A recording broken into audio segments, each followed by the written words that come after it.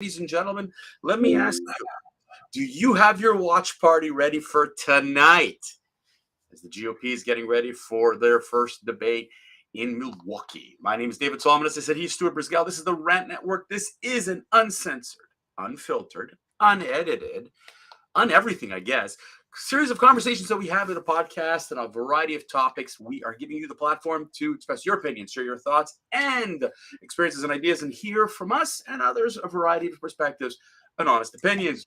Join us as we dive into the latest news, pop culture, politics, and tonight's politics, and so much more from rants about the absurdity of modern life. And I think this debate might be a little absurd, but it's okay. We're good to go with that. Discussion about the deeper issues affecting our society. Ladies and gentlemen, we've got you covered.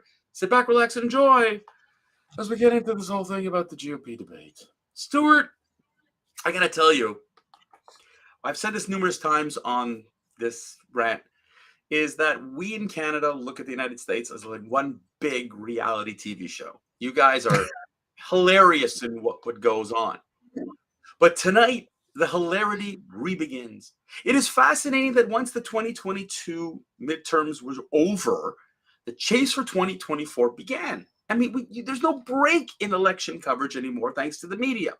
And today, August the 23rd, at 8 o'clock local time, 8 candidates, which will include Governor Ron DeSantis of Florida, Mike Pence, the former vice president, Governor Chris Christie of New Jersey, former Governor Asa Hutchinson of Arkansas, Senator Tim Scott, my favorite, Nikki Haley, former UN ambassador and South Carolina governor, as well as Vivek Ramaswamy and Governor Doug Burgum, who many people have no clue because he's from the beautiful state of North Dakota, are going to be on stage tonight, Stuart. And who, in your opinion, should be watching?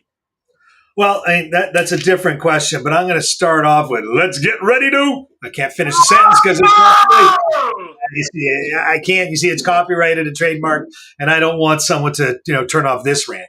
So, first of all, what's the purpose of a political debate and the goals of a debate, right? Debate addresses not a person, not a religion, not an ethnicity, and it should only debate the political dialogue that they believe the American people should embrace and what their views are on those issues.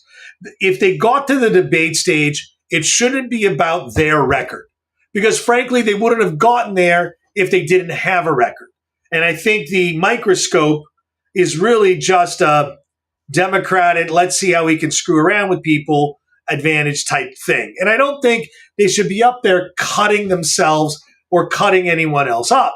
I think it should be simply about what they believe they can do for this country, right? That's the first thing. So the Republican debate is on Fox News. If you get Fox News, I doubt it's going to be covered by most left-wing media because they don't want you to know the candidates. And that's another problem. I disagree. They do. They're promoting this big time. You know what the difference is? They're looking for who is going to attack Donald Trump.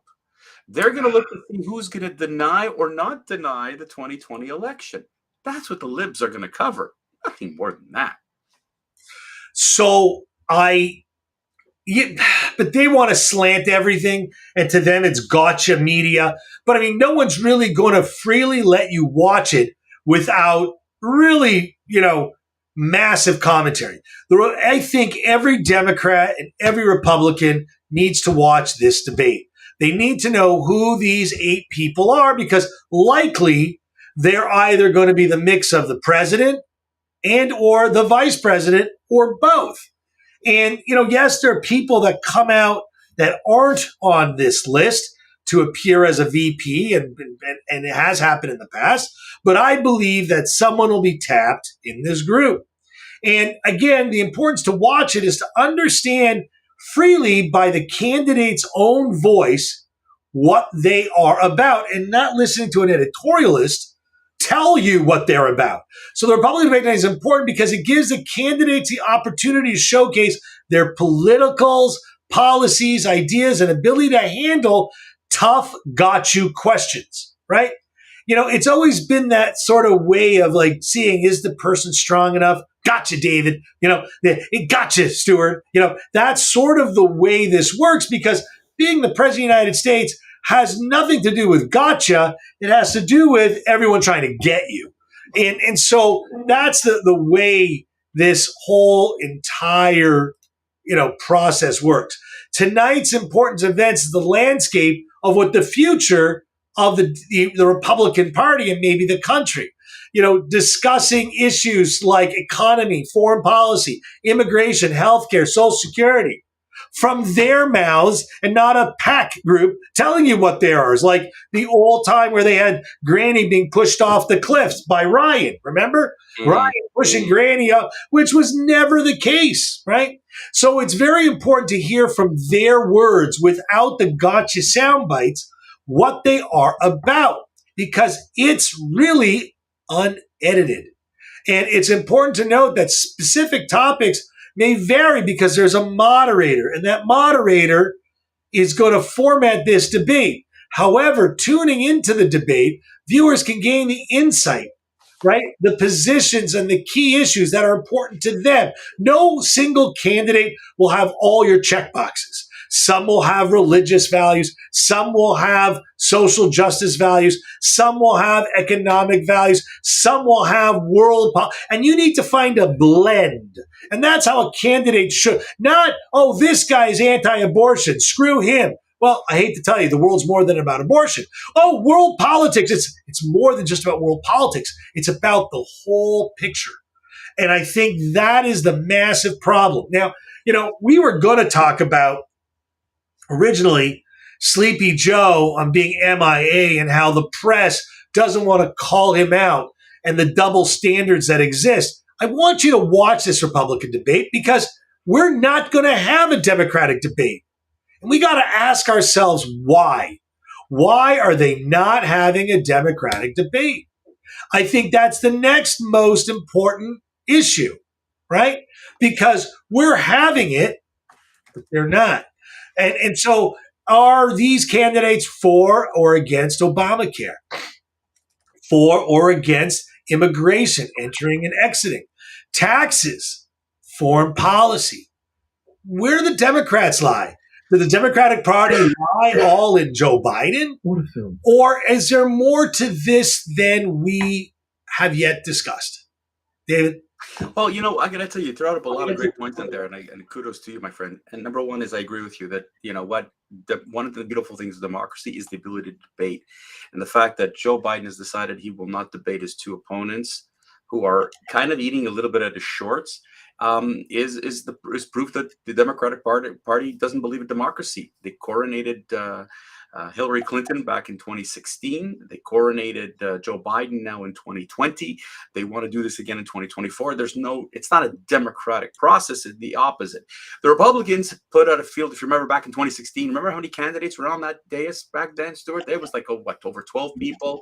It was unbelievable. No one believed Donald Trump would be the candidate. And back in 2016, does anybody remember that Jeb Bush was actually leading at the time? And Donald Trump systematically eliminated every single one of his opponents, fairly, unfairly, nicely, not nicely, made some crass remarks, all the kinds of stuff, whatever. But tonight, Joe, you know what? Donald Trump won't be on that dais.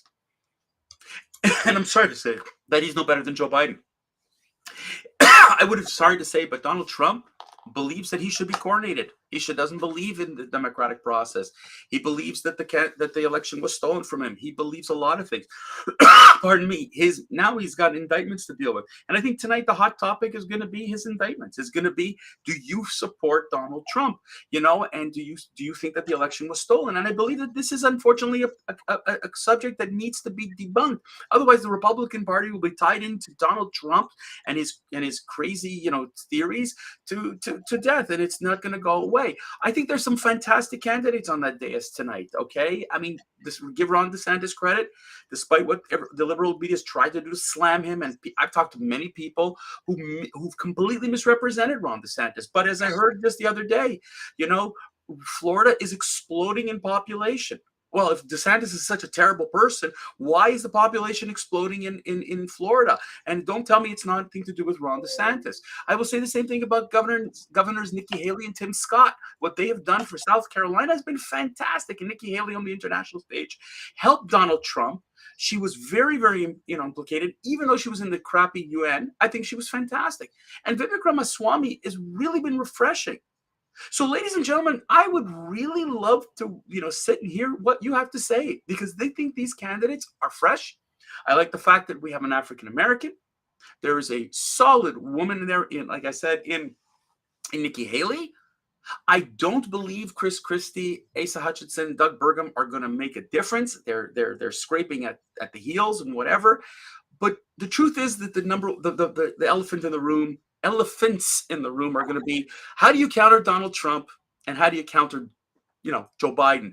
And while everybody will say they hate Joe Biden, everybody's going to say, what are the policies that they're going to really bring into play? And there have been very few of these candidates who put anything of real seriousness on the table.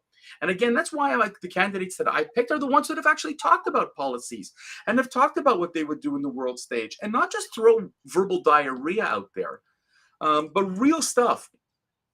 We're early, folks. This is August the 23rd. There's 5 months away from the first primary. But we got to get through this. We need to get through this noise, wean out the candidates, and start to really work at the campaign towards a GOP candidate for November of 2024. The scary part, Stuart, is Donald Trump has a huge lead, and many believe that he is done. It's over with. I don't believe it. Let democracy take its course. Unlike what Joe Biden is doing, let democracy take its course and let us see what happens. Let us see the candidates in action, and let's see how the people respond. David, they're going to respond, and I don't think because, as you mentioned, Jeb Bush was in the lead, not Jeb. Oh my God, it was Jeb. Jeb was in the lead and got hammered and fell behind. So things really start to materialize after this first debate, and I hope the other debates are equally as entertaining, and the players, dwindle down to just a few so that we really get to know these candidates quickly. I think that the donor PACs are going to really have to make a decision. And I think that, they're going to push another COVID era because they're going to want Joe to not have to debate. They're going to have Joe to actually go and solicit people. So I think that there's a lot of things going on with U.S. politics. And again, it all starts tonight, 8 Eastern. Fox News. The problem is, and thank you for promoting Fox News, but I think that the crazy thing with respect to this debate, and I think that you touched on it before, is the liberal media is going to try to completely debunk anything that's said. And you know what? You've seen it before. They've knocked Nikki Haley because she's an Indian immigrant and she changed her name and yada, yada, yada. Tim Scott was insulted like no one's business. DeSantis was called worse than Trump, Hitler's terms, all kinds of other things. I mean, you listen to the way the liberal media, folks, what are the subjects that matter the most? Crime, immigration, economy, inflation, all these things, even climate change. I would even give you a chart of climate change. I want to see the Democratic Party come up with a real plan, not words. I'll bet you that the Republicans have a better plan towards, climate change, but they don't, the liberal media won't let you hear it. So let's see what happens tonight, Stuart. Let's see how the candidates handled their first debate, and let's see who gets knocked out because let the good times roll because we've got a hell of a time ahead of us. Stuart, you got any last words? No. Good. That's it for today, ladies and gentlemen. Thanks for tuning in and listening to us here on the Rant Network. We hope you enjoyed this conversation and gained some insights into how we feel about what's going on in there. We do appreciate your support and hope you'll join us again every Monday, Wednesday, Friday, noon Eastern for these thought-provoking conversations. Folks, if you haven't come to our website, if you haven't checked us on social media, if you haven't downloaded us on podcast, please do so. Share it. We love it. We're growing, folks. We're growing. Our reach is growing. But unfortunately, the social media wants to stifle conservative conversations, even though we do support both sides.